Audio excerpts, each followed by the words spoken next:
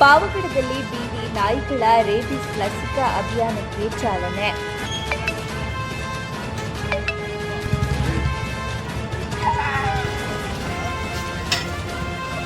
ಪಟ್ಟಣದಲ್ಲಿ ಬೀದಿ ನಾಯಿಗಳ ಹಾವಳಿ ನಿಯಂತ್ರಿಸಿ ಸಾರ್ವಜನಿಕರ ಸುರಕ್ಷತೆಗೆ ಆದ್ಯತೆ ನೀಡುವ ಉದ್ದೇಶದಿಂದ ಪಾವಗಡ ಪುರಸಭೆ ಹಲವು ಕ್ರಮಗಳನ್ನು ಕೈಗೊಂಡಿದೆ ಎಂದು ಮುಖ್ಯಾಧಿಕಾರಿ ಜಾಫರ್ ಶರೀಫ್ ತಿಳಿಸಿದರು. ಪಟ್ಟಣದ ಪಶು ಆಸ್ಪತ್ರೆ ಆವರಣದಲ್ಲಿ ಆಯೋಜಿಸಿದ್ದ ರೇಬಿಸ್ ನಿಯಂತ್ರಣ ಲಸಿಕಾ ಅಭಿಯಾನಕ್ಕೆ ಚಾಲನೆ ನೀಡಿ ಮಾತನಾಡಿದ ಅವರು, ಶಿರಾ ನಗರಸಭೆಯ ಸಹಯೋಗದಲ್ಲಿ ಪಾವಗಡ ಪುರಸಭೆ ವ್ಯಾಪ್ತಿಯ ಬೀದಿ ನಾಯಿಗಳ ಸಂತಾನಹರಣ ಶಸ್ತ್ರಚಿಕಿತ್ಸೆ ನಡೆಸಲು ಈಗಾಗಲೇ ಅಗತ್ಯ ಕ್ರಮ ಕೈಗೊಳ್ಳಲಾಗಿದೆ ಎಂದರು. ಸಾಕು ನಾಯಿಗಳ ಮಾಲೀಕರು ತಮ್ಮ ನಾಯಿಗಳಿಗೆ ಕಡ್ಡಾಯವಾಗಿ ರೇಬಿಸ್ ಲಸಿಕೆ ಹಾಕಿಸಬೇಕು ಎಂದು ಮನವಿ ಮಾಡಿದರು.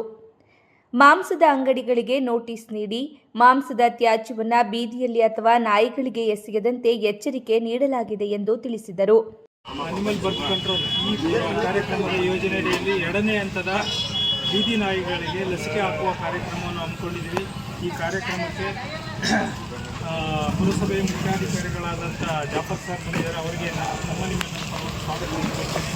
ಹಾಗೆ ಆರೋಗ್ಯ ನಿರೀಕ್ಷಕರಾದ ಅವರಿಗೂ ಸ್ವಾಗತ ಕೊಡ್ತೀನಿ. ಹಾಗೂ ನಮ್ಮ ವೈದ್ಯಾಧಿಕಾರಿಗಳಾದ ಗೌತಮಿ ನಲ್ಪನ್, ಡಾಕ್ಟರ್ ಧರಣಿ, ಹಾಗೂ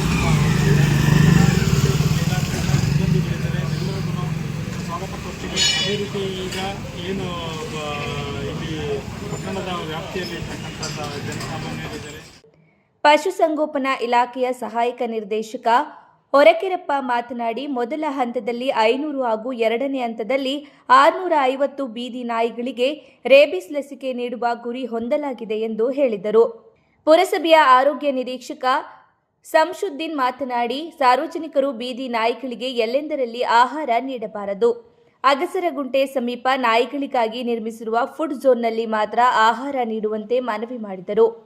ಕಾರ್ಯಕ್ರಮದಲ್ಲಿ doctor Anusha, doctor Gautami, doctor ಮೇಘನಾ, ಡಾಕ್ಟರ್ ಧರಣಿ, ಪಶು ಪರೀಕ್ಷಕರಾದ ತಿಪ್ಪೇಸ್ವಾಮಿ ಹಾಗೂ ರವಿಕುಮಾರ್ ಉಪಸ್ಥಿತರಿದ್ದರು.